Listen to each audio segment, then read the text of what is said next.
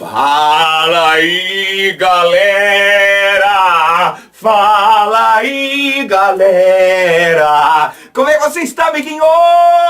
Como é que você está, amiguinha?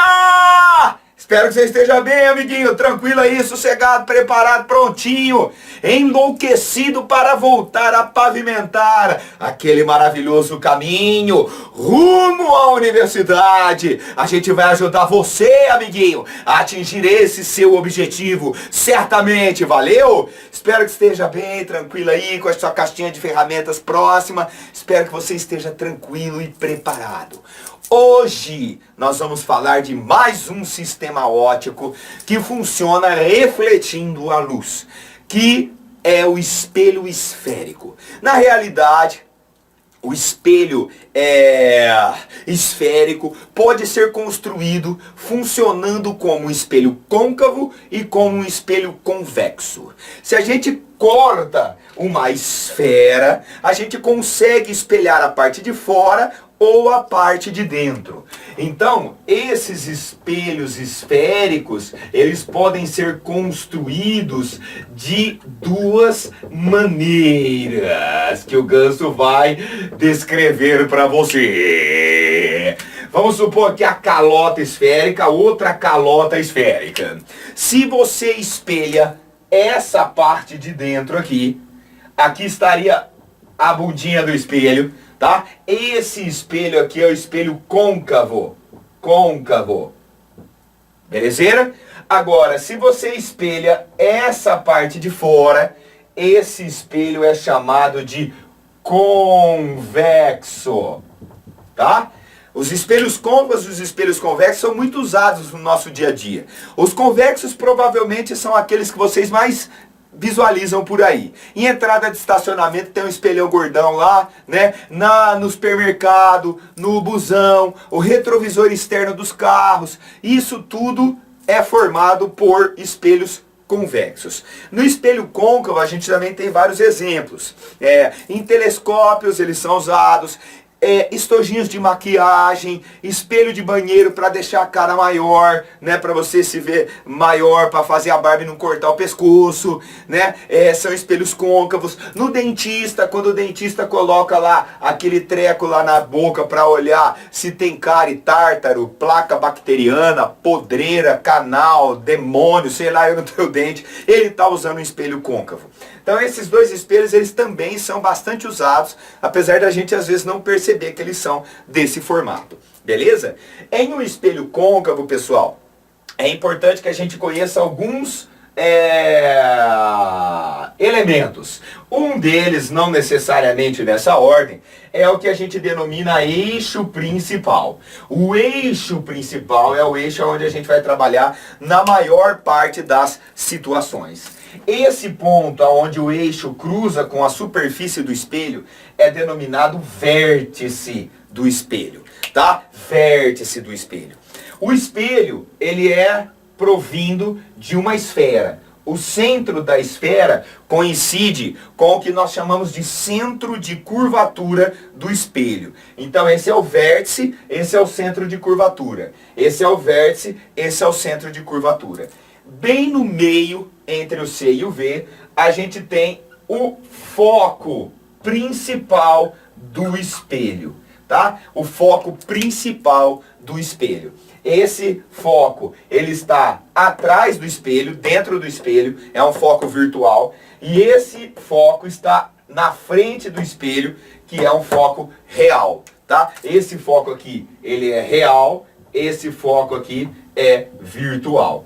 Belezeira? Muito importante a gente saber isso, tá? Esses pontos, eles são pontos notáveis, são pontos importantes que a gente precisa conhecer. A distância do C, né? Não de você que está aí. Que merda. A distância do C até a superfície do espelho é o que a gente denomina de raio de curvatura do espelho, que é o raio da esfera que a gente cortou, tá? A distância de C até V equivale a um raio de curvatura. E a distância do foco até o vértice é a metade do raio de curvatura do espelho. Belezeira? Esses elementos são importantes que a gente saiba. Outra coisa que a gente precisa saber, são os raios notáveis. Todo raio de luz que incide paralelamente ao eixo principal, ele vai refletir passando pelo foco. Ou passando efetivamente, ou o prolongamento passando pelo foco. Esse é um raio importante. Os raios que chegam no espelho côncavo, eles convergem para o foco. E no espelho convexo, eles se espalham e o prolongamento passa pelo foco. Agora, se o raio chegar na direção do foco, ele sai paralelo. Beleza? É importante a gente conhecer isso aí também. E o raio que incide no vértice, ele reflete formando o mesmo ângulo com o eixo principal. E o que passa pelo centro de curvatura é o que volta pelo mesmo caminho. Eu vou dar uma mostradinha aqui quando eu fizer um desenhozinho dessa parada aqui para vocês. Beleza? Esses espelhos, pessoal, quando a gente vai trabalhar com tamanho de objeto, distância e tal, tem alguns elementos geométricos que a gente precisa conhecer. A gente denomina por P a distância do objeto até o espelho. Ó, é a distância do objeto até o espelho. A gente tem que conhecer essa distância muitas vezes para determinar o que a gente quer saber, o tamanho da imagem e assim vai. Quando a gente fizer P', vai ser a distância da imagem ao espelho. Da imagem ao espelho. P e P'. O F é a distância focal do espelho. É a distância que o foco está do espelho. A gente vai denominar Y o tamanho do objeto. Tamanho do objeto. E Y' o tamanho da imagem. Tamanho da imagem. Nós vamos fazer 2 aulas de espelhos esféricos, tá? Nessa primeira aula eu vou colocar as equações aqui, fazer um exercíciozinho simples, e na outra aula a gente faz os exercícios mais cabulosos, ok? Então esses elementos, eles se relacionam, né, com equações. A equação de Gauss, a primeira equação de Gauss, que é a equação de Gauss, relaciona as abscissas, que são as distâncias do objeto até o espelho, da imagem até o espelho e da distância focal. Então, ó, 1 sobre F é igual a 1 sobre P mais 1 sobre P'. Tá? Essa é a lei de Gauss. Uma fimose é um pipi mais uma pelinha. Uma feijoada é um porco mais uma pelinha. Tá vendo? Uma flor é uma pétala mais uma petalinha. Então aqui está a distância focal do espelho. Ok? Aqui está a distância do objeto até o espelho, P. E aqui está a distância da imagem até o espelho. Anota aí na sua caixinha de ferramentas. Essa equação a gente vai usar bastante. Beleza? Outras equações importantes são aquelas que determinam o aumento linear. O aumento linear é definido pelo y' dividido por y, que é o tamanho da imagem dividido pelo tamanho do objeto. Aqui, ó. Y' dividido por Y, ou ainda a gente pode determinar o aumento linear assim, menos P' sobre P, ou assim, F sobre F menos P. São 3 equações para o aumento linear. Essas 3 equações que servem para a gente determinar o aumento linear, ok? O aumento linear nos traz 2 informações. O sinal dele nos indica se a imagem é direita ou invertida. Uma imagem é direita quando ela está acima do eixo principal e o objeto também. Ou quando está abaixo do eixo principal e o objeto também. Tá? Isso é uma imagem direita. Não é porque está do lado direito, não. E uma imagem invertida quando um está para cima e outro está para baixo. Aí o aumento linear daria um número negativo. Beleza? O sinal negativo. E o número, ele indica se a imagem é maior, menor ou do mesmo tamanho do objeto. Então, se um número for maior que 1, a gente tem uma imagem ampliada. Se o número for uma fração, a gente tem uma imagem diminuída. Beleza? Esse aumento linear nos traz, ao mesmo tempo, essas 2 informações. Outra coisa importantíssima da gente saber é essa convenção de sinais. Quando a gente trabalhar com espelhos, a gente pode ter 2 tipos de espelhos, não é? Um espelho côncavo e um espelho convexo. Quando a gente trabalha com espelho côncavo, a distância focal tem que ser dada pelo número positivo. Então, toda vez que falar espelho côncavo, a distância focal tem o número positivo. Agora, se o espelho for convexo, a distância focal tem um sinal negativo. Beleza? Então é importante que a gente conheça essa convenção. Além disso, nós temos o pelinha. O pelinha, que é a distância da imagem até o espelho, também nos traz uma informação sobre a natureza da imagem. Quando o pelinha for positivo, a imagem está na frente do espelho e, portanto, ela pode ser projetada e, portanto, ela tem uma natureza real. Tá? O pelinha negativo, ele indica uma imagem atrás do espelho e, portanto, uma imagem virtual. A imagem virtual não tem como você projetar ela numa tela, só imagens reais. Essa convenção serve para objetos também, só que eu nem vou pôr porque pouco aparece. Então deixa para lá. Agora, essa convenção de sinais é importante que você anote aí na sua caixinha de ferramentas, para você não vacilar e rodar, beleza? Durante os exercícios eu vou citando mais esse lance dos sinais, bem como a construção das imagens. Tá bom? Maravilha? Então vamos lá. Vamos resolver o exercício 1. Olha só. Um objeto luminoso encontra-se a 40 centímetros de uma parede e a 20 centímetros de um espelho côncavo. De um espelho côncavo. Que projeta na parede, imagem projetada. Quando falar imagem projetada, na sua cabecinha, amiguinho, já tem que aparecer que a imagem é real, beleza? Que a imagem é real. Uma imagem projetada, projeta na parede uma imagem nítida do objeto, como mostra a figura. Considerando que o espelho obedece às condições de nitidez de Gauss, a sua distância focal será. Essas condições de nitidez de Gauss, ela vai aparecer aí de vez em quando, o nego falando disso, é só para falar que o espelho funciona direitinho, tá? É a construção do espelho que é ajeitada para o espelho funcionar. Então eu vou mostrar para vocês aqui como que essa imagem ela se formou. Aqui está o eixo principal, beleza? O eixo principal. Aqui está o espelho côncavo, olha aqui. Aqui está o espelho côncavo. Olha o pelinho do bumbum dele, tá aqui, tá? E aqui está o objeto, que é uma vela.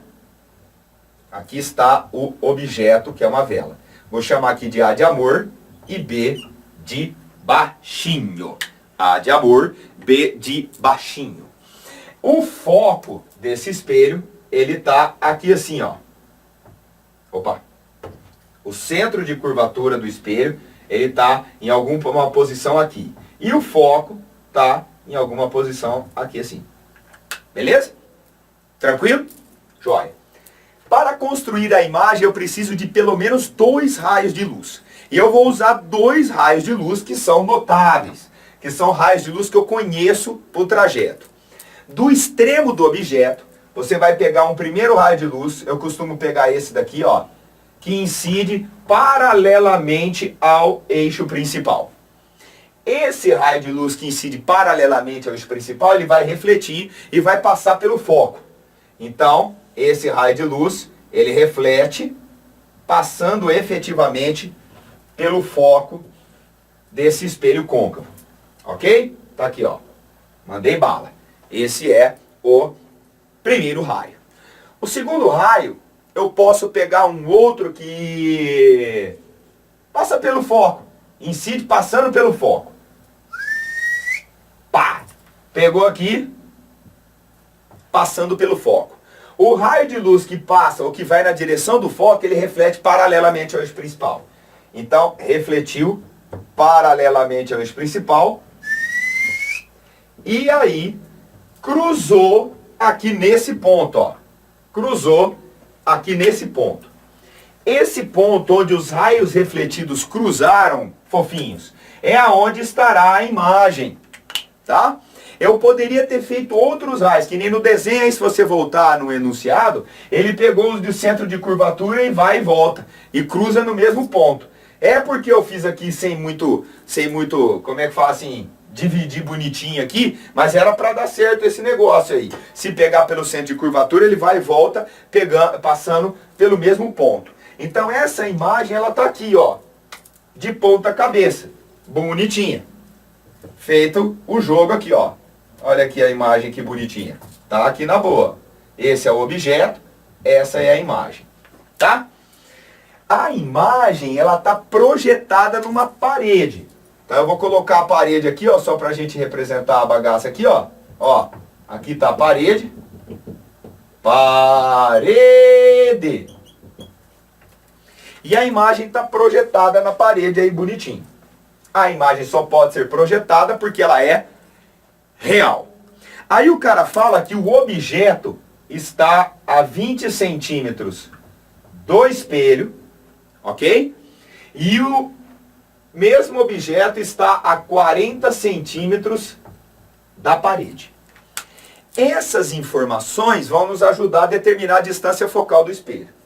Que jeito? Olha só. O objeto está a 20 centímetros do espelho. Essa informação é o valor do P, que eu falei agora há pouco. Olha aí na sua caixinha de ferramentas que você vai ver que a letra P, ela representa a distância do objeto até o espelho. Beleza? Agora a imagem, ela está aqui na parede. A imagem está a 60 centímetros do espelho, que é o 20 mais 40. Sacou? Então, o P', volta aí na sua caixinha de ferramentas aí do lado, ó. O P' é 60 centímetros positivo. Por que positivo? Porque a imagem tem uma natureza real. Beleza? E aí a gente descobre qual é o valor da distância focal. Se você pegar aí as fórmulas, o formulário, você vai sacar de cara qual que é a expressão que relaciona esses três bagulhos aí. É a equação da fimose. É a lei de Gauss. Então, ó, não é a lei de Gaga, não. É a lei de Gauss. 1 sobre F é 1 sobre P, mais 1 sobre P'. Então, a distância focal que a gente quer determinar, o P vale 20, 1 sobre 20, e o P' é 1 sobre 60. Cuidado para você não achar que 40 é a distância da imagem até o espelho. Cuidado, tem uma galera que vacila nisso daí. Aqui a distância é da imagem até o espelho 60 centímetros. NMC entre 60 e 20 é o próprio 60. 60 dividido, 60 dividido por 20 é 3, vezes 1, 3. 60 dividido por 1, por 60 é 1, vezes 1, 1. Então, essa distância focal vai dar 4 dividido por 60. 60 dividido por 4. A distância focal desse espelho vale 15 centímetros.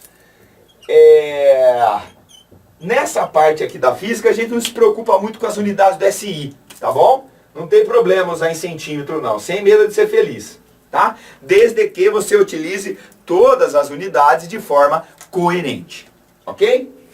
Agora, para extrapolar um pouquinho esse exercício, pessoal, para aproveitar desse exercício e dar mais uma pincelada nas outras expressões, olha o que eu vou fazer. Eu vou determinar o aumento linear, tá? Como eu tenho F, o P e o P', eu vou pegar daquelas equações lá que eu mostrei há pouco para vocês. Aqui tem o F, o P e o P'. Eu vou usar essa daqui, ó. O aumento linear é menos P' sobre P. Esse menos, fofos, já está na fórmula. Não é que o P' é negativo, tá? Ele já está na fórmula. O P', quanto que vale? O P'? 60 centímetros. E o P vale 20. Então o aumento linear deu menos 3. Menos 3. Este é o aumento linear. Qual o significado disso aqui, de menos 3? Esquece o número. Olha aqui o sinal. Esse sinal deve nos trazer a informação que a imagem é invertida em relação ao objeto. O aumento linear negativo indica isso, que a imagem é invertida, tá? Se fosse um aumento linear positivo, a imagem seria direita. Não é o caso. O número, esse número aqui, ó. Esse número, ele é maior que 1. Qual o significado disso? Que essa imagem é 3 vezes maior, não parece, né? Dane-se. 3 vezes maior que o objeto. Se aqui tivesse 1 sobre 3, 1/3, seria 3 vezes menor. Se esse número aqui, esquece o sinal, tá? Se esse número aqui for menor que 1, quer dizer que a imagem é menor. Se ele for maior que 1, quer dizer que a imagem é maior. Então, eu falei menor? Não, eu falei maior, né? Maior que 1, a imagem é maior. Se ele for igual a 1, quer dizer que a imagem é do mesmo tamanho. Então, o sinal nos diz a orientação, imagem direita ou invertida, e o número nos diz se é maior ou menor que o objeto. Anota isso daí porque vai precisar. Isso é importante. Quando a gente determinou a distância focal, uma das perguntas que poderia ter sido feita é o raio de curvatura do espelho. O raio de curvatura do espelho é o dobro da distância focal. Um pouquinho lá para trás eu falei isso para vocês. Então, ó, 2 vezes 15, o raio desse espelho, o raio de curvatura desse espelho seria de 30 centímetros. Belezeira? Então aqui, pessoal, a gente tem um exercício que é simples, é um exercício simples, não é um exercício difícil, a gente vai fazer alguns mais rebuscados, onde eu mostrei uma das construções usando raios notáveis, tem algumas outras, eu sugiro que você faça aí, colocando o objeto antes do centro de curvatura, no centro de curvatura, no meio ali entre o C e o F, que é esse daqui, depois do F, aqui ó, entre F e V, entre o foco e o vértice, que vai dar a imagem ampliada, e depois fazer com o espelho convexo, que só dá uma situação, ok? Sugiro que você faça isso. No meio dos exercícios eu vou montando esses esquemas aí. Ok? Espero que você tenha entendido tudo, maravilha da natureza, tranquilo e sossegado. E até a próxima, amiguinho. Vamos com Deus. Até mais. Valeu.